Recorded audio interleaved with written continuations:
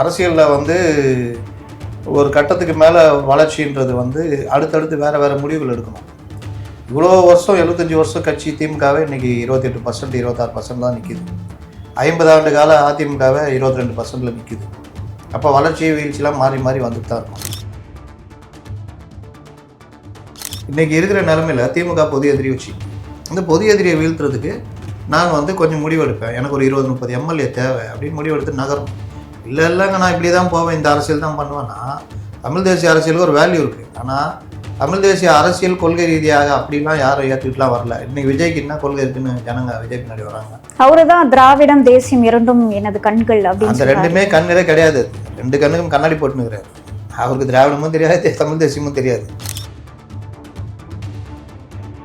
உங்களுக்கு ஆதரவாக விஜயை போட்டு அடிக்கிற இந்த கரூர் சம்பவத்துக்கு அப்புறம் அந்த ஆளை போட்டு அடி இன்னைக்கு பாஜக பக்கம் போய் நிற்கிற அளவுக்கு அடிச்சிட்டாங்க. கொஞ்சம் அந்த ஒரு படத்தில் வடிவேல் சொல்லுவானே, கொஞ்சம் ஓவராக தான் பண்ணிட்டோமோ, அந்த ஸ்டாம்பெல்லாம் கொடுத்து போய் இன்னொரு படம் வாங்கிட்டு வான்னு வந்துருமா. அப்போ சரத்குமார் ஒரு கொடூரமாக பார்த்துருவோம், போக போக கொடூரமாக மாறுத மூஞ்சி. சரி போவோம் அப்படின்ற மாதிரி போட்டு அடின்னு அடிச்சு இன்னைக்கு விஜய் ஓடினால் என்டிஏக்கே ஓடிப்பிட்டப்பல. எங்க இஷ்டம், நாங்கள் அப்படிதான் பண்ணுவோம், நாங்கள் அடிப்போம், எங்களை முறைச்சா நாங்கள் அடிப்போம், எங்கள் வண்டி ஏதாவது மோதிச்சுன்னா கம்முன்னு போயிடணும், திரும்பி கூட பார்க்கக்கூடாது, இல்லை அடிப்போம், அடித்தவனுக்கு துணை போவோம், அவன் மேலே யார் மேலே வழக்கு போட மாட்டோம். இதுதான் இவருடைய ஆணவம். இதில் இன்னொன்று நான் சொல்கிறேன், விஜயை நாங்கள் அரசு செய்யவில்லை, பெரிய மனது பண்ணின்றாங்களே. 1 மேன் கமிஷன் போட்டிங்கல்ல, அது விசாரித்து தானே நீங்கள் முடிவு எடுக்கணும். எஸ்ஐடி ஒன்று போட்டிங்க, அதெல்லாம் விசாரித்து தானே முடிவு எடுக்கணும். அது எப்படி நீங்களே குற்றவாளின்னு நீங்களே முடிவு பண்ணுவீங்க? ஒரு கட்சிக்கு நான் இவங்களை எதிர்த்து அரசியல் பண்ணுறேன், என் மேலே குற்றச்சாட்டு, இவர்கள் தான் ஆட்சியில் இருக்காங்க, அப்போ இவங்க போடுற கமிட்டி வந்து எனக்கு எதிராக இருக்கும்னு நான் நம்புகிறேன். அதனால் நீங்கள் உச்சநீதிமன்றம் நீங்களே ஒரு இதை போடுங்கன்னு கேட்குறாங்க. அதில் என்ன தப்பு இருக்குது?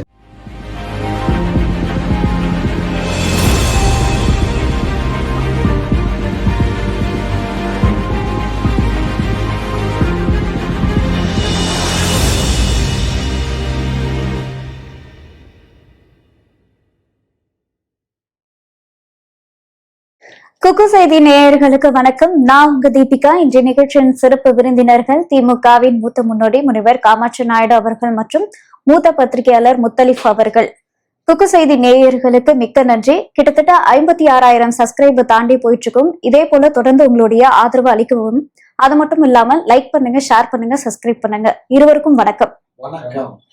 சார், இப்போ சீமான் அவர்களுடைய கலந்துரையாடல் நிகழ்ச்சின்னு ஒண்ணு போயிட்டு இருக்கு. அதுல அவர் என்ன சொல்லியிருக்காரு அப்படின்னா, 24 மணி நேரமும் நான் வந்து செய்தியாளர்களை சந்திச்சுட்டு பேசிட்டு இருக்கேன், என்னை பத்தி யாருமே பேச மாட்டேங்கிறாங்க, விஜய் வந்து செய்தியாளர்களை சந்திக்கிறதே கிடையாது, எதுவும் பேசுறதும் கிடையாது, அவரை பத்தி மட்டும் பேசிட்டே இருக்காங்களே அப்படின்ற மாதிரி சொல்றாரு. இதை எப்படி பாக்குறீங்க நீங்க? வேல்யூ தாங்க கணக்கு. விஜய் மேல அந்த விமர்சனம் உண்டு, அவர் சந்திக்கிறது இல்லை இதுன்னு. ஆனாலும் வேல்யூன்னு பார்த்தீங்கன்னா, சீமான் என்னதான் ஒரு அரசியல் ரீதியாக ஒரு தெளிவாக ஒரு வாதங்களை வைக்கிறாரு, மற்ற விஷயங்கள் வச்சிருந்தாலும் சினிமா கவர்ச்சி மற்ற விஷயங்கள்னு அப்ப அவர் அடிக்கடிக்கு பேசிட்டே இருக்கிறதுனாலதான் யாரும் கட்டுக்க மாட்டேங்கிறாங்க அப்படின்னு சொல்றீங்களா? அது அவருக்கு பிளஸ் மைனஸ் ரெண்டுமே. இன்னைக்கு திருமாவளவனை வந்து முறைச்சா அடிப்பேன்னு சொல்றாரு திருமாவளவன். இது எப்படின்னு கேட்குறாங்க. எங்க அண்ணனை வந்து யார் இது பண்ணாலும் முறைச்சா நானும் தான் அடிப்பேன்றாரு. அப்ப இந்த செயலை நீங்க எப்படி பாக்குறீங்க? அதாவது அவரு சொல்றாருல, என்னை பார்க்க மாட்டேங்கிறாங்க, ஏன் கேட்க மாட்டேங்கிறாங்க. உங்களை பார்க்கறதுனால கேட்கறதுனால தான் 8%. அரசியல்ல வந்து ஒரு கட்டத்துக்கு மேல வளர்ச்சின்றது வந்து அடுத்தடுத்து வேற முடிவுகள் எடுக்கணும். இவ்வளோ வருஷம் 75 வருஷம் கட்சி திமுகவே இன்னைக்கு 28%, 26% தான் நிற்கிது. 50 ஆண்டு கால அதிமுகவே 22%ல நிற்கிது. அப்போ வளர்ச்சி வீழ்ச்சிலாம் மாறி மாறி வந்துட்டு தான் இருக்கும். அந்த டைமுக்கு ஏற்ற மாதிரி நிலைப்பாடு எடுக்கணும். 93ல் மதிமுக உடையுது, மதிமுக செங்குத்தா கிட்டத்தட்ட 19 மாவட்ட செயலாளர்கள் இவரோட போறாங்க, வைகோவோட. திமுக இனி அவ்வளோதான்றாங்க. 96ல் கூட்டணி அமைக்கும் போது காங்கிரஸும் ஏடிஎம்கே ஒன்னா இருக்கிறதுனால அந்த கூட்டணி தான் ஜெயிக்கும், ஆளுகின்ற கட்சி அப்படிலாம் பேசுறாங்க. ஆனால் திடீர்னு எல்லாமே மாறுது. மூப்பனாரு வைகோட்ட போறாரு, வைகோ கண்டுக்க மாட்டேங்கிறாரு, இவர்கிட்ட வர்றாரு, இவர் டக்குன்னு இழுத்து போட்டுக்கிறாரு, ரஜினி இது பண்றாரு, ஷோவை இது பண்றாருன்னு. நிலைமை மாறுதா? அந்த மாதிரி சூழ்நிலைக்கு ஏற்ற மாதிரி முடிவெடுக்கிறவங்க தான் தலைவன். கலைஞரோட பேசக்கூடியவங்க யாரா இருக்காங்களா? அவர் பேசிக்கிட்டேவா இருந்தாரு. சூழ்நிலைக்கு ஏற்றாற்போல் நடவடிக்கை எடுக்கணும். மூப்பனார்லாம் ஒரு ஆளா அப்ப சீமான் அவர்கள் கிட்ட வெறும் பேச்சு மட்டும் தான் இருக்கு, செயல்ல எதுவுமே இல்ல அப்படின்னு செயல்ல சொல்றீங்க. எப்படி சொல்றேன்னா, இப்ப வந்து மூப்பனார் ஒரு ஆளா? ரஜினிகாந்த்லாம் நான் வந்து கேடயம் கொடுத்து காத்துக்கிட்டு இருந்த ஆளு. அபூர்வராகங்கள் படம் வரும்போது 120வது ஆளு ரஜினிகாந்த். 5 பேர் கேடயம் கொடுத்துட்டு போயிடுவார் கலைஞர். அப்ப முதல்வர் 75ல. அப்ப ரஜினியே எழுதியிருக்காரு, நான் காத்துருந்தேன் ரெடி ஆயிட்டு கலைஞர்கிட்ட வாங்கணும். அதே ரஜினி வந்து நண்பர் ரஜினிகாந்த் எனக்கு வாய்ஸ் கொடுக்குறான்றாரு. அது அரசியல் பயன்படுத்திக்கிறது. அப்ப அந்த மாதிரி விஷயங்கள்ல இவருக்கு வந்து செயல்பாடின்மை இல்லைன்ற. என்னன்னா, இன்னைக்கு இருக்கிற நிலைமையில திமுக பொது எதிரி வச்சுக்கோங்க. இந்த பொது எதிரியை வீழ்த்துறதுக்கு நான் வந்து கொஞ்சம் முடிவெடுப்பேன். எனக்கு ஒரு 20-30 எம்எல்ஏ தேவை அப்படின்னு முடிவெடுத்து நகரும். இல்லைங்க நான் இப்படிதான் போவேன், இந்த அரசியல் தான் பண்ணுவேன்னா, தமிழ் தேசிய அரசியலுக்கு ஒரு வேல்யூ இருக்கு. ஆனா தமிழ் தேசிய அரசியல் கொள்கை ரீதியாக அப்படிலாம் யாரும் ஏத்துக்கிட்டுலாம் வரல. இன்னைக்கு விஜய்க்கு என்ன கொள்கை இருக்குன்னு ஜனங்க விஜய் பின்னாடி வராங்க. அவருதான் திராவிடம் தேசியம் இரண்டும் எனது கண்கள் அப்படின்னு அந்த ரெண்டுமே கண்ணிலே கிடையாது. 2 கண்ணுக்கும் கண்ணாடி போட்டுனுக்கிறாரு. அவருக்கு திராவிடமும் தெரியாது, தமிழ் தேசியமும் தெரியாது. சும்மா இங்க கொஞ்சம் அங்க கொஞ்சம் எடுத்து வச்சுட்டு கூட்டாஞ்சோறு பண்ணிருக்காரு. அவ்வளவுதான். அவங்க என்னன்னா ஒரு சினிமா ஃபேம் எல்லாம் அரசியல் காலமே மாறி போயிருக்கு. அப்போ அதுக்கேற்ற அரசியல் பண்ண மாட்டேன், நான் இப்படிதான் பண்ணுவேன் அப்படின்னா பண்ணிக்கிட்டு இருங்க. அப்போ புலம்ப வேண்டியதான், விஜய்க்கு இவ்வளவு கூட்டம் வருது, விஜய் பேசவே மாட்டேங்கிறாரு. அதனால இன்னைக்கு அப்படி இருக்கும். அவர் காலம் இன்னைக்கு விஜய் காலம். அவர் காலம் கூட தனியா இல்லையே. நீங்க அவர் யார் கூட சேர்ந்தாதான் அவரும், இல்லாட்டி அவரை போட்டு கரப்பாம்பூச்சி நசுக்கிறமா நசுக்கிடுவோம். சார் இத பத்தி உங்களோட கருத்து சார்? இல்ல அவர் என்ன சொல்ல, அவரு நொந்து நூலாகிறாருங்க. இல்ல சீமான் அவர்களை பத்தி யாருமே பேச மாட்டேங்கிறாங்க அப்படின்னு எனக்கு கஷ்டமா இருக்குன்ற மாதிரி சொல்லியிருக்காருல்ல. சீமானுடைய தாட்டு, அவருடைய நினைவுகள், அவருடைய செயல்பாடுகள் எல்லாமே ஏற்புடையது. அதுல எந்த மாற்று கருத்து ஆதரிச்சு பேசுங்க, பேசுங்க. ஆகையினால சீமான் வந்து அவர் சொன்ன மாதிரி விஜய் வந்து ஒரு ஹீரோவா பல படங்கள்ல நடிச்சவர். 2வது வந்து அவருக்கு வந்து ஒரு தெரிஞ்சோ தெரியாமலோ ஒரு பூஸ்ட் கொடுத்து விட்றாங்க. தமிழகத்துல நிறைய ஊடகங்கள், அவரே சீமானு சொல்றாருல, ஊடகங்கள்லாம் பூஸ்ட் கொடுத்து விட்றாங்க. ஆனா சீமானுக்கு அப்படி இல்லை. பிரஸ் மீட் கொடுக்குறாரு அவரு. எல்லா மீடியாவும் உங்களுக்கு கீழே தானே செயல்பட்டு இருக்கு, எப்படி விஜய்க்கு முட்டு கொடுக்குறாங்கன்னு தெரியலையே.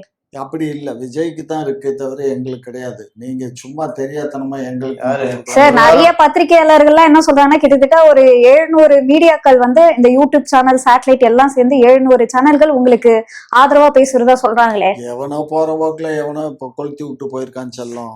அதெல்லாம் மூத்த பத்திரிகையாளர்லாம் முத்த பத்திரிகையாளர் ஆயிட்டு இவங்களுக்கு ஆதரவா விஜயை போட்டு அடிக்கிற அடி. இந்த கரூர் சம்பவத்துக்கு அப்புறம் அந்த ஆளை போட்டு அடிச்சு அடி இன்னைக்கு பாஜக பக்கம் போய் நிக்கிற அளவுக்கு அடிச்சுட்டாங்க.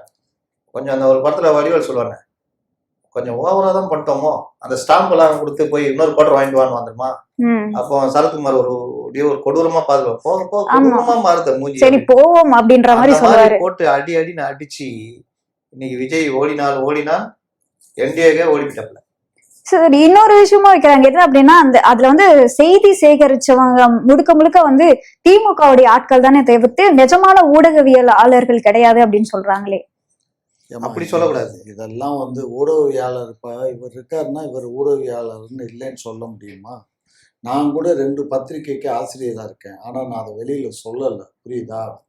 ஆனாலும் அவங்க அப்படி கிடையாது. அவங்க வந்து வெளி உலகத்துக்கு தெரிஞ்சவங்க. அவங்களுடைய பத்திரிகைகளாகட்டும், இவர் நேற்று இன்னைக்கு இல்லை.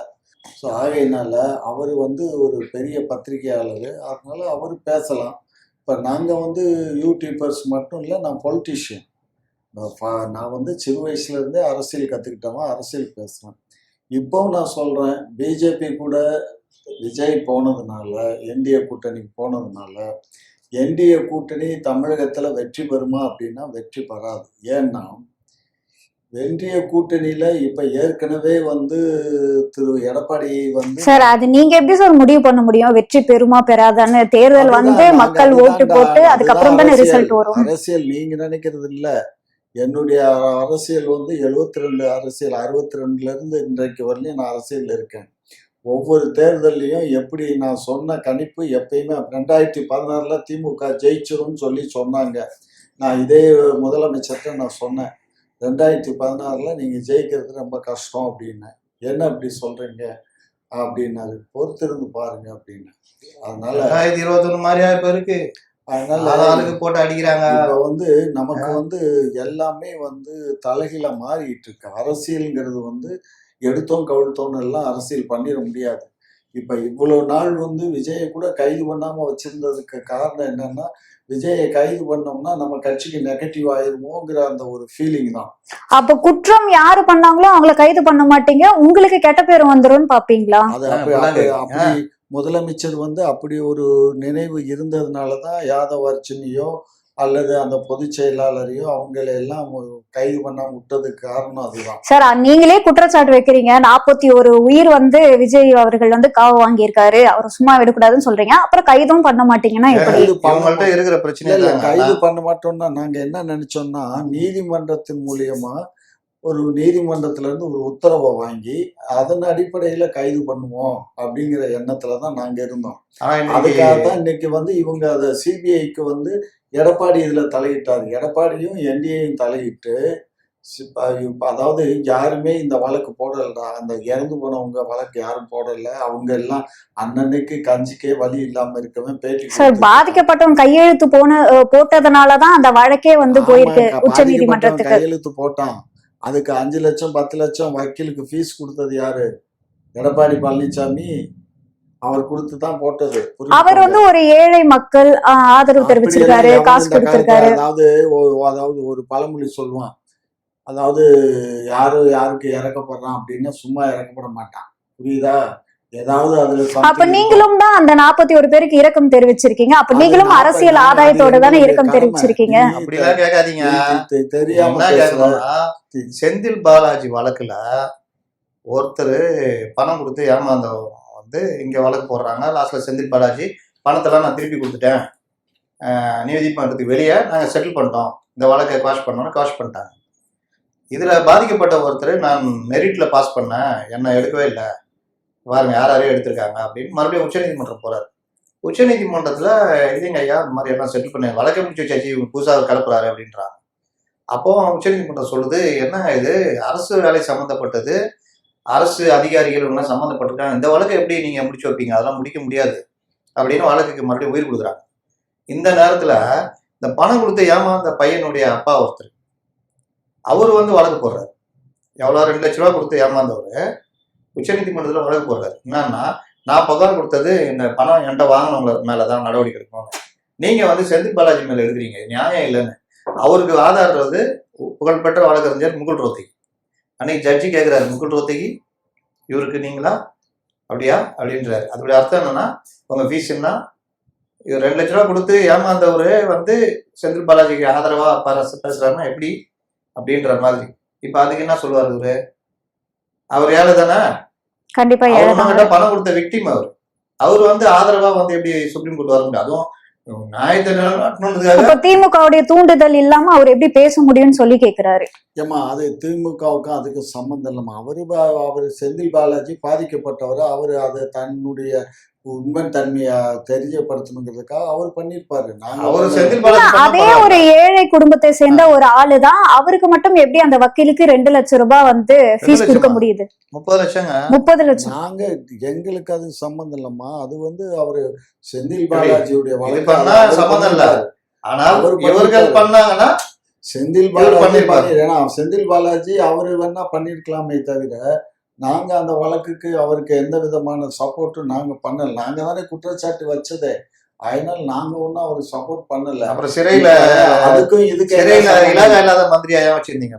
அது எங்க இஷ்டங்க. நீங்க ஆணவம் உங்க டிஎன்ஏலயே இருக்கு, அது எங்க இஷ்டம், நாங்க அப்படிதான் பண்ணுவோம். நாங்க அடிப்போம், எங்களை முறைச்சா நாங்க அடிப்போம், எங்க வண்டி ஏதாவது மோதிச்சுன்னா கம்முன்னு போயிடணும், திரும்பி கூட பார்க்க கூடாது, இல்ல அடிப்போம், அடிச்சவனுக்கு தொலை போவோம், அவன் மேல யார் மேலே வழக்கு போட மாட்டோம். இதுதான் இவருடைய ஆணவம். இதுல இன்னொன்று நான் சொல்றேன், விஜயை நாங்கள் அரசு செய்யவில்லை, பெரிய மனது பண்ணின்றாங்கள. 1 மேன் கமிஷன் போட்டீங்கல்ல, அது விசாரிச்சு தானே நீங்க முடிவு எடுக்கணும். SIT ஒன்று போட்டீங்க, அதெல்லாம் விசாரிச்சு தானே முடிவு எடுக்கணும். அதே எப்படி நீங்களே குற்றவாளின்னு நீங்களே முடிவு பண்ணுவீங்க? நீங்களே ஆணையம் போடுவீங்கன்னா நீங்களே விஜய் விசாரணை பண்ணதுல தாவேகா மீதுதான் குற்றம் இருக்கு அப்படின்ற ஒரு விஷயத்த முன்வைக்கிறாங்க. யார் பண்ணா? காவல்துறையை சரியான முறையில தான் விசாரணை பண்ணிருக்காங்க அப்படின்னு சொல்லி திமுக அரசு சொல்றாங்க. உச்சநீதிமன்றம் சிபிஐக்கு வழக்க மாத்துது. உச்சநீதிமன்றம் அவங்க யாருக்கு சப்போர்ட்னு உங்களுக்கு தெரியாதா? இடி வழக்குல, டாஸ்மாக் இடி வழக்குல போய் நிவாரணம் வாங்கினீங்களா? தப்பு. அது கேட்டா அது வேற வழக்கு, இது வேற வழக்கு அப்படின்னு சொல்லி உச்சநீதிமன்றம் தானே. உச்ச நீதிமன்றம் தான் ஐயா உச்ச உங்க வழக்குல ஏன் அப்ப காவிரி பிரச்சனையா உச்ச நீதிமன்றம் போறீங்க? இல்ல நான் என்ன கேக்குறேன், உச்ச ஏங்க நீதிமன்றம் டாஸ்மார்க் இடி ரைடு நான் தடை விதிக்கிறேன்னு உச்ச நீதிமன்றத்துல போய் கேக்குறீங்க. உச்ச நீதிமன்றம் தடை வச்சு இப்போ தடை இருக்குது. டாஸ்மார்க் வழக்குல உச்ச நீதிமன்றம் தடை வச்சிருக்கு. அந்த உச்ச நீதிமன்றம் பிஜேபி உச்ச நீதிமன்றம் தானே, அவங்க தானே இடி ரைடு கொண்டு வராங்க. அவங்கள தடை வச்சுக்குவாங்களா? நீங்க ஒரு விஷயம் புரிஞ்சுக்கோங்க, நாங்க உச்ச நீதிமன்றத்தை நாங்க அந்த நீதி பரிபாலனத்தை தவறா சொல்லல. ஆனாலும் தலைமை நீதிபதியை தவிர இன்னும் சில நீதிபதிகள் வந்து ஏங்க சனாதானத்தை பத்தி அப்படி சொல்லலாம், இப்படி சொல்லிக்கலாம். ஆனாலும் எங்களுக்கு எதிராக கொடுக்குறவர்களை தவிர எங்களுக்கு ஆதரவா கொடுக்குறவங்களா நல்ல நீதிபதிகள். எங்களுக்கு எதிராக கொடுத்தா அவர்கள் பாஜக. அப்படியெல்லாம் நாங்க எந்த நீதிபதியும் தவறா பேசல. என்னதான் சொல்ல வரீங்க? சனாதானத்தை பத்தி ஒரு நீதிபதி உட்கார்ந்துகிட்டு பேசுறதும் ஆதம விதிகளை பத்தியும் ஒரு நீதிபதி பேசுறதும் என்ன வேலை? அப்படி பேசுறாங்கன்னா அவங்க யாரு? அவங்க சனாதானத்தை பத்தியும் ஆதம விதிகளை பத்தி RSS அவங்களுடைய கைக்கூலிகள் தான். என்ன பிரச்சனைனா, நம்ம எதாவது கேட்டா நம்ம என்ன சொல்லுவாங்க, நம்ம ஒரு கேள்வி கேட்டா நம்மளே ஆச்சரியப்படுற அளவுக்கு பதில் சொல்லுவாங்க. அதான் எப்படின்னா, நம்ம கேட்கறது நேற்று அந்த நீதிபதி இன்னைக்கு காலையில தீர்ப்பு கொடுக்குறாங்க. அவங்களுக்கும் சனாதனத்துக்கு என்ன சம்பந்தம் இருக்குது? ஆனா இவங்க என்னன்னா எதையும் சமாளிக்க முடியலன்னா சனாதனம் RSS இப்படி போய் பூந்துக்கிறது. என்னங்க சொல்லுங்க? அதெல்லாம் இல்ல, அவர் குரல் RSS குரல். RSS குரல்னு ஏதாவது தனியா இருக்காங்க? மனசாட்சி தொட்டு சொல்லுங்க. இருங்க, மதுரை ஹைகோர்ட் தானுங்க அந்த இதை 3 பேர் கொண்ட அந்த கமிட்டியை நியமிச்சது யாருங்க? சென்னை ஹைகோர்ட். சென்னை ஹைகோர்ட் நியமிச்சிச்சு இல்லைங்க. அவங்க யாரு? அவரு CBIல ஏற்கனவே இருந்தவர் தானுங்க. யாரு? அந்த அப்புறம் அவங்க அந்த கமிட்டி வேண்டாம்னு சொல்லி தானே இவங்க அங்க போனாங்க, இப்ப ஹைகோர்ட்டுக்கு, சுப்ரீம் கோர்ட்டுக்கு. அப்ப இவங்க எல்லாம் வந்து முட்டாளா? சொல்லுங்க. இல்ல இவங்க எல்லாம் கேக்குறேன், பதில் சொல்லுங்க. நான் கேக்குறேன், நீங்க மனசாட்சி தொட்டு கேட்க சொன்னீங்களா? முட்டாளு தாங்க. நீங்க தொடர்ந்து இந்த இதுல பிஜேபி இருக்காங்கன்னு சொல்லிட்டே இருக்கீங்க. ஆனா அண்ணாமலை பாத்தீங்க அப்படின்னா இப்ப நயினா நாகேந்திரன் அவர்கள் சுற்றுப்பயணம் வந்து மேற்கொண்டிருக்காரு. அந்த இடத்துல வந்து என்ன சொல்றாரு அப்படின்னா, அதாவது சினிமா பிரபலங்கள் எல்லாருமே வந்து தமிழ்நாட்டை நல்லா ஆட்சி பண்ணுவாங்கன்னு நினைக்காதீங்க. ஒரு படம் பார்க்க போறீங்கன்னா கை தட்டுங்க, விசில் அடிங்க, அதை அங்கேயே முடிச்சுட்டு வாங்க அப்படின்னு சொல்லி கொஞ்சம் விஜய்க்கு எதிராக தானே பேசியிருக்காரு. ஏமா விஜய்க்கு எதிராக பேசுறாங்க, ஆதரவு பேசுறாங்கிறது பிரச்சனை இல்லடா கண்ணு. நாங்க சொல்ல வர்றது ஒரு விஷயம்தான். விஜய்ங்கிறவரு எத்தனை வருஷமா இந்த இதுல இருக்காரு, சினிமால அரசியல்ல இருக்காரு சொல்லுங்க. எனக்கு நான் வந்து 62 வருஷமா இருக்காரு. என்ன அவரு அவங்க அந்த ரத்தத்திலே ஊறி போனவரு. அறிவுன்றது ரத்தத்துல ஊறி போனது இல்ல. அவங்கெல்லாம் வந்து ஒரு விஷயத்த ரொம்ப வருஷமா தியாகமும் அறிவும் அனுபவமும் இன்னைக்கு அது 15 வருஷம் 16 வருஷம் ஆயிடுச்சு. எங்க 15 வருஷம் 16 வருஷம் எப்ப கொடுத்தீங்க? எப்ப வந்தாரு அரசியல்? இருங்க, எப்ப வந்தாருங்க சொல்லுங்க. நாடாளுமன்றத்தை 2019 வந்தாரு. வந்த உடனே அவரு 2016லயே வந்துட்டாருங்க. 2016 பொறுப்புல இல்லைனாலும் பொறுப்பு கொடுத்தாதானே அந்த செயல் எப்படி செய்யறதுன்னு தெரியும். அதெல்லாம் வந்தாங்கம்மா. அவரை வந்து ஒரு 10 வருஷமாவது அரசியல் 10 வருஷம் அரசியல் இருந்திருக்காரு. இப்ப என்ன 10 வருஷம்? 2019 வச்சா கூட 10 வருஷம் ஆகலையா? அட ஏங்க நீங்க சும்மா கூவாதீங்க. 19 வந்தாரு, பிரச்சாரம் உடனே தூக்கி மேல பிரச்சாரம்னாங்க. 21ல MLA. இங்க பாருங்க, ஸ்டாலின் சொன்னீங்கன்னா நியாயம் இருக்குது. 68ல ஒரு மாணவர் அணியில வராரு, 84ல தான் அவருக்கு வாய்ப்பு கொடுக்குறாரு கலைஞர். அதுல தோத்து போயிடுறாரு. மறுபடியும் 89ல வாய்ப்பு கொடுக்குறாரு, ஜெயிக்கிறாரு. ஆனா அந்த அமைச்சரவையில கூட ஸ்டாலின் வாய்ப்பு கொடுக்கல. 96ல கூட வாய்ப்பு இதுல கொடுக்கல, மேயரா தான் ஆக்குறாரு. இப்படி படிப்படியா அவர் கொண்டு வந்துதான் மேல கொண்டு. எத்தனை வருஷம் யோசிச்சு பாருங்க. 68, 89. ஸ்டாலின் அவர்களுமே வந்து வயதானத்துக்கு அப்புறம் தான் வந்து இருந்தாருங்க. ஒரு வருஷம் மிசாலா இருந்தாரு. அவரு பல பண்பட்டு வந்தவரு, பல இதை பார்த்தவரு, எல்லாம் பண்ணவரு. அவருக்கே இப்படி இவரு என்ன இருக்குன்னு நீங்க இது பண்ணீங்க? என்னங்க அப்ப அதை பத்தி பேசக்கூடாது. அரசியல் அவரு அரசியல் குடும்பம், அரசியல் இருந்து இவரு என்ன அரசியல்? அப்ப குடும்ப அரசியல் பாருங்க. நாங்க குடும்ப அரசியல்னா எங்க கட்சி நாங்க ஏத்துக்கிட்டோம். சரி, அப்ப இவரு அவங்க அப்பா டைரக்டர் இருக்காரு, எம்ஜிஆர் படம் எடுத்தவரு. பொதுமக்கள் வந்து ஏத்துக்கிட்டு தான் அவர் MLA வாக்குனாங்க. பொதுமக்கள் எல்லாரும் சொன்னதின் அடிப்படையில் தான் அவருக்கு அமைச்சர். நாளைக்கு பொதுமக்கள் ஏத்துக்கிட்டு முதலமைச்சர் ஆகுவாங்க விஜய். சரியா? அவ்வளவுதான். பொதுமக்கள் ஏத்துக்கிட்டு விஜய் ஆக்குனா நாங்க என்னங்க பண்ண கம்முன்னு முடியும்? இருக்கணும். இல்ல பொதுமக்களே விஜய்க்கு ஆதரவு தெரிவிக்கும் போது நீங்க என்ன சொல்றீங்களா, எல்லாம் தற்கூரி கூட்டங்கள், புரியாம பேசிட்டு எல்லாம் வந்து ஓட்டு போட இல்லதாண்டா தெரியும். ஏங்க ஓட்டு இப்போ போட்டு அவரு இந்த கரூர் மேட்டர் நடந்தது இல்ல, என்ன அடி அடிச்சாங்க, ஊர்ல இருக்கிறவன் எல்லாம் வந்துட்டான். பத்திரிகையாளர் கூட, இப்ப நான்லாம் விஜய் அந்த அளவுக்கு நான் விமர்சனம் பண்ணேன்னு தெரியும் உங்களுக்கு, நம்ம இதிலே பண்ணியிருக்கேன். ஆனா விஜய் இந்த பிரச்சனையில விஜய்க்கும் பங்கு இருக்கு, ஆனா விஜய்க்கு மட்டும்தான் பங்கு இருக்குன்னு அடிக்காதீங்க, அப்படிதான் நம்முடைய விமர்சனம். ஆனா அந்த மூத்த பத்திரிகையாளர் சொல்லிட்டு விஜய் ஒழித்து கட்டப்பட வேண்டியவர், விஜய் விஜயை கைது செய், செருப்பால் அடிப்பேன், என்னடா தூக்கி போட்டு மிதிச்சிருவேன், அது இதுன்னு எல்லாம் பண்ணியிருந்தாங்க, அவ்வளோ அடி அடிச்சாங்க. ஆனால் இவர்கள் எடுத்த சர்வே கரூர்ல மற்றதுல போனா விஜயை ஒருத்தர் குற்றம் சொல்லல, 41 குடும்பமும் குற்றம் சொல்லல, பொதுமக்கள் மத்தியிலையும் விஜய்க்கு எந்த வித கெட்ட பேரும் இல்லை. எவ்வளோ பெரிய அசிங்கம் இது. சரி, நீங்க இவர் சொல்றாரு இந்த உண்மை, இந்த எஸ்ஐடி வந்து கோர்ட்டு தானே போட்டுச்சு, ஏன் எடுத்து போறேன்னு. கோர்ட்டு எஸ்ஐடி போடுது, இவங்க ஒன் மேன் கமிஷன் போடுறாங்க, நடுவுல இவர்களே அரசு அதிகாரிகளை வச்சு பேட்டியும் கொடுக்குறாங்க. அப்போ என்ன ஆகும்னா, ஒன் மேன் கமிஷன் இந்த எஸ்ஐடி இந்த அதிகாரிகள் என்ன சொல்றாங்களோ அந்த அழுத்தம் அது மேல இறங்கும். ஒன்று.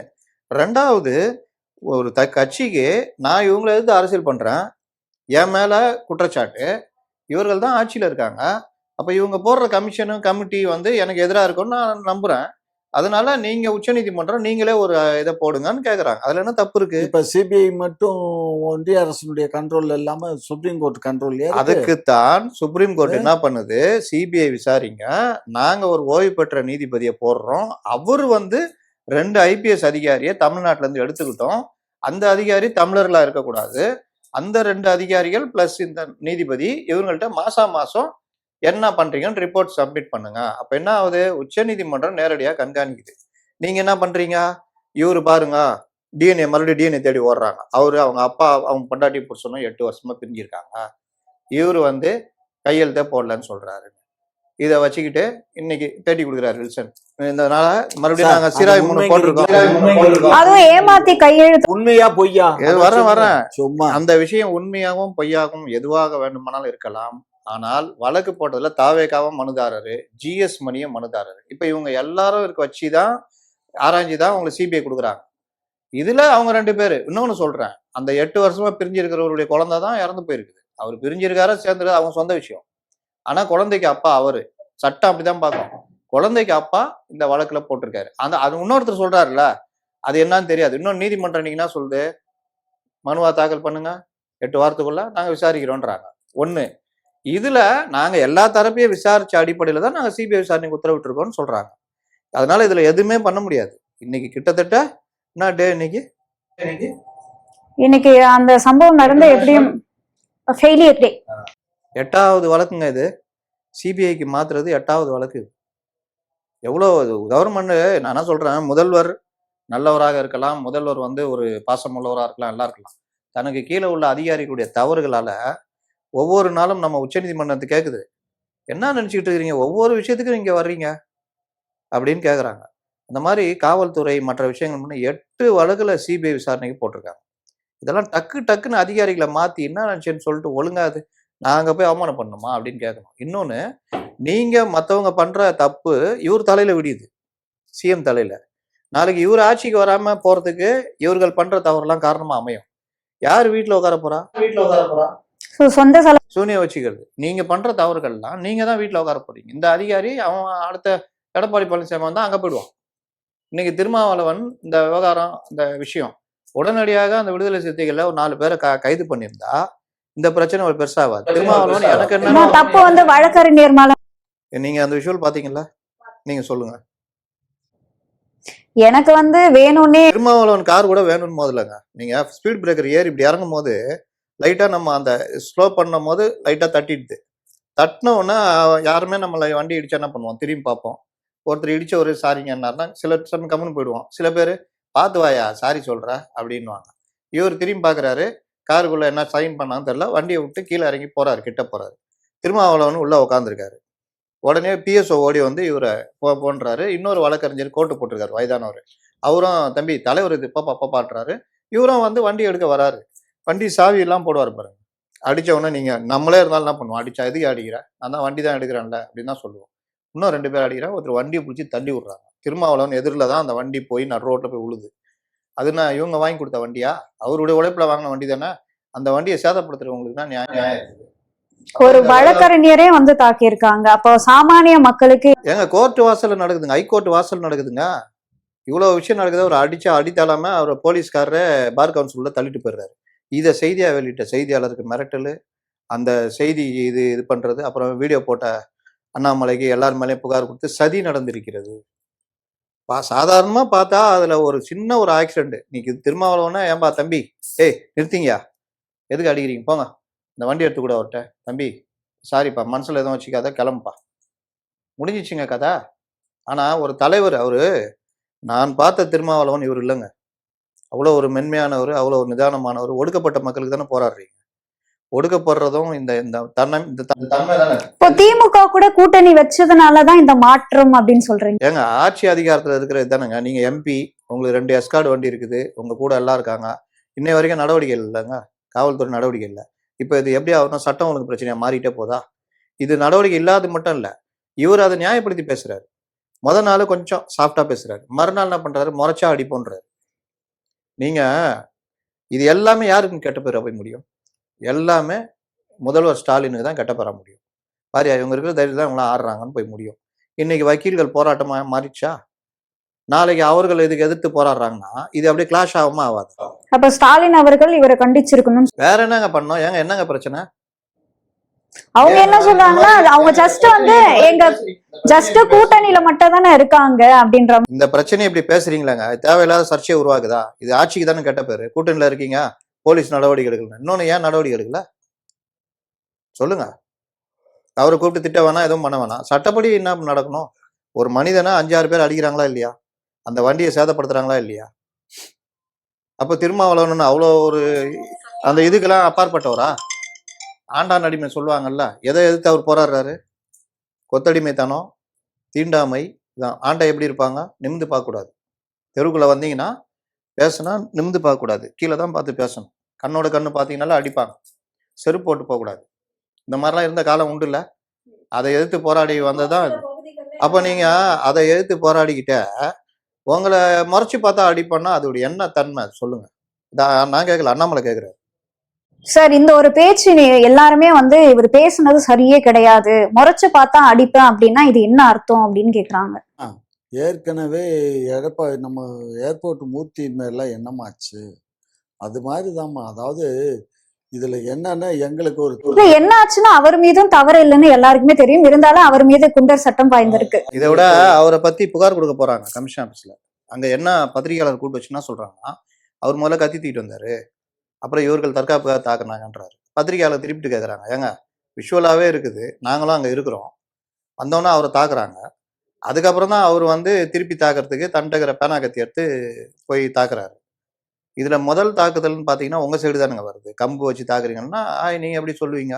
நீங்கள் பார்த்தீங்களா, ஏன்ட்ட ஆதாரம் இருக்குது, நாங்கள் சண்டை நடக்குது கமிஷன் ஆஃபீஸ்லேயே. இன்னொன்று இந்த இந்த ஏர்போர்ட் இது ஹைகோர்ட்டு முன்னாடி நடந்த சம்பவத்தை ஒளிபரப்பின சேனலு, அந்த ரிப்போர்ட்ரு எல்லாருக்கும் மிரட்டல். இந்த மாதிரி மிரட்டுறாங்கன்னு அதை பதிவு பண்ண பத்திரிகையாளர் ஷபீருக்கும் மிரட்டல். சார் எந்த சேனல்ல மிரட்டி இருக்காங்க? அந்த மாதிரி மிரட்டல் உள்ளாக அந்த ரிப்போர்ட்டர் மிரட்டலுக்குள்ள ஆகுறாரு. Daily 300 phone 400 phone. நான் என்ன சொல்றேன், நீங்க ஆட்சியில இருங்க, எல்லாம் இருங்க, பல வருஷமா ஒரு நன்மதிப்பை சம்பாதிச்சு வச்சிருக்கீங்கல்ல, ஒரு நாள்ல போட்டு உடைக்கிறீங்க. இதை மறுபடியும் மாத்தி கொண்டு வர முடியுமா? அவர் சொல்றாரு, அடங்க மாதிரி அத்துமீறி தான் நான் சொல்லியிருக்கேன், அடிக்கக்கூடாதுன்னு நான் இது வரைக்கும் யார்ட்டையும் சொல்லலை, அடிங்கன்னு சொல்லலை அப்படின்றாரு. இந்த பேச்செல்லாம் என்ன பேச்சு? இதெல்லாம் நான் வந்து திருமாவளவன் போன்ற தலைவர்கள்ட்ட நான் எதிர்பார்த்ததே கிடையாது. இது வரைக்கும் நான் பார்த்தது இல்லை. நீங்க பார்த்துருக்கீங்களா அந்த மாதிரி பேசக்கூடிய ஆளுக்கு? இந்த சில விஷயங்கள் வந்து இப்ப கடந்த ஒரு 2 மாதங்களா என்ன ஆச்சுன்னே தெரியல. ஏன் இந்த மாதிரி எல்லாம் நடக்குதுன்னு எனக்கு விநாச காலம் விபரீத புத்தின்னு ஒரு எதுக்கு இந்த மாதிரி பண்றாங்கன்னு தெரியல. ஆனா ஒரு விஷயம், இதனால இவரு சொன்ன மாதிரி முதல்வருக்கு தான் இதனால கெட்ட பேர் வரும். முதல்வர் கூப்பிட்டு ஒரு அந்த தம்பியை கூப்பிட்டு பக்கத்துல வச்சுக்கிட்டு இந்த மாதிரி தவறு நடந்து போச்சு, இதுக்கு வருத்தம் தெரிவிக்கிறோம் அப்படின்னு ஒரு வார்த்தை சொல்லியாச்சுன்னா பிரஸை கூப்பிட்டு வச்சு. ஏங்க அவர் கூப்பிட்டு தெரிவிக்கணும்? போலீஸை கூப்பிட்டு நடவடிக்கை அடியான்னு சொன்னாலும் முடிஞ்சிடாங்க. பாதி போலீஸ் நடவடிக்கை இல்லைன்னா கூட என்ன சமாதானமா போயிடலாம்னு சொல்லி அந்த டெப்டி கமிஷனரை வர சொல்லுன்னு சொல்லிட்டு என்ன நடந்துச்சு? சொல்லு, என்ன இப்படிலாம் நடக்குது, என்ன பண்றீங்க, யார் அரெஸ்ட் பண்ணிருக்கீங்கன்னு கேட்டால அதாங்க கலைஞர் பண்ணுவாரு, அதாங்க ஜெயலலிதா பண்ணுவாங்க. ஸோ இதனால இதெல்லாம் பண்ணலாம். இதே கோர்ட்டுல 2 கலவரம் நடந்திருக்குது. ஒண்ணு இதே மாதிரி ஒரு மாணவர் கடுமையா தாக்கப்பட்டு பெரிய பிரச்சனை, போலீஸ் அணி வேடிக்கை பார்த்துச்சு. அந்த பிரச்சனை பெருசான ஜெயலலிதா பண்ண வேலை கமிஷனரை மாத்திட்டாங்க. துரைன்னு ஒருத்தர் இருந்தாரு, துரை சேகர் 20 நாள்ல போச்சு அவர் பதவி. 2வது வழக்கறிஞர்கள் போலீஸ் மோதல், அது தேவையில்லாத ஒரு மோதலா மாறி கலைஞர் மருத்துவமனையில சிகிச்சையில இருக்காரு. நான் ஸ்ட்ரெச்சரோட நான் நீதிபதிட்ட மன்னிப்பு கேட்கிறேன் அப்படின்னு கலைஞர் அறிக்கை விட்டா பிறகுதான் அந்த சீரியஸ்னஸ் கொஞ்சம் குறைஞ்சது. அது என்னுடைய கசின் தான் இப்போ கமிஷனர். அசல அவரு தலை உருண்டுச்சு, ஆனா நடவடிக்கை எடுக்கல, ரொம்ப இதுவா எடுக்கல. அவர் மேல ஏங்க சுப்ரீம் கோர்ட் அதான் சிபிஐ வழக்கு பதிவு பண்ணி அவருக்கும் கேஸ் அப் டு அவரு லாஸ்ட்ல டிஜிபி ஆகுறதுலயே அவருக்கு பிரச்சனை ஆச்சு. அதனால இந்த மாதிரி சின்ன பொறி தான் பெரு நெருப்பா மாறும். இந்த இன்னைக்கு மாறி இருக்குல்ல, ஒரு வாரம் இருக்குமா இந்த பேச்சுக்கெல்லாம். அதுக்கப்புறம் இப்ப மற்ற வழக்கறிஞர்கள், ஒரு வழக்கறிஞரை எப்படி நீ தாக்கலாம் கோர்ட் வாசல்லன்னு இறங்கிட்டாங்க. இப்ப நாளைக்கு இவர்கள் போராடுவாங்க. இது இப்படியே போனா என்ன ஆகும்? இதுக்குதான் ரிப்போர்ட் போட்டு உடனடியாக நடவடிக்கை எடுக்கணும். இப்ப அங்க இருக்கிற போலீஸ்காரங்க மாட்டிட்டு முடிப்பாங்க. 2 சைடுமே வழக்கறிஞர்கள், இஷ்டத்துக்கு நடவடிக்கை எடுக்க முடியாது. உங்களோட நேரத்தை ஒதுக்கி பல்வேறு கேள்விக்கு விளக்கம் அளிச்சிருக்கீங்க, அதற்கு நன்றி. நன்றி.